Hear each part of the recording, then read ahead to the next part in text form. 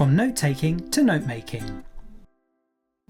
Regular users of lecture captures described a change in how they took notes in lectures, spending more time listening to the lecturer and being more selective about the key points to make notes on.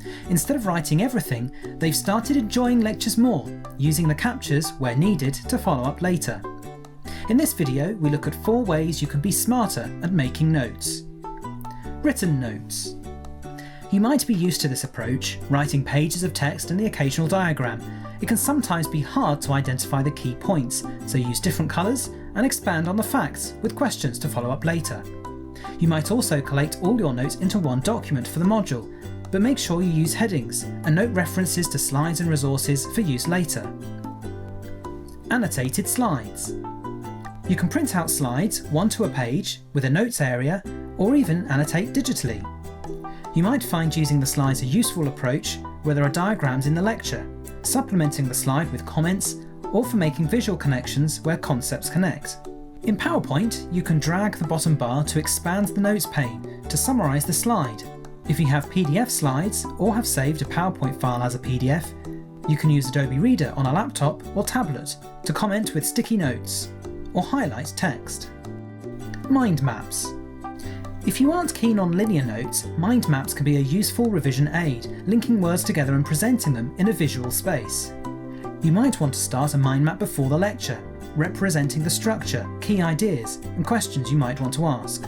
Or you can use larger mind maps to bring together ideas and make connections. You can create a mind map within Google Drive. Go to the New button, then Connect More Apps, and add the Mindmap app. Mindmaps start with a central node you can put the lecture title in. You can then add additional nodes using the Enter and Tab keys, or by right-clicking a node.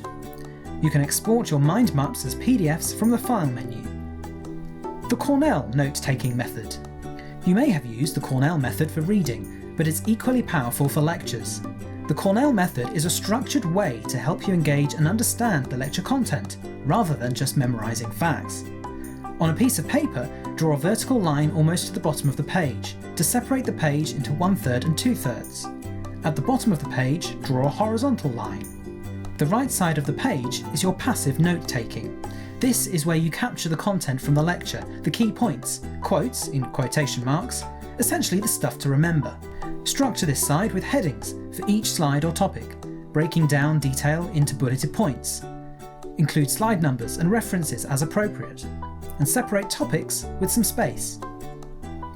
The left side of the page is your active note-making. Here, you record your thoughts on the content, the questions you might have, identifying the things you don't understand, your own ideas and interpretations from the lecture, connections to other lectures and resources, discussions with the lecturer or other students, experiences and reflections relevant to the topic, and any inconsistencies from your understanding to follow up later.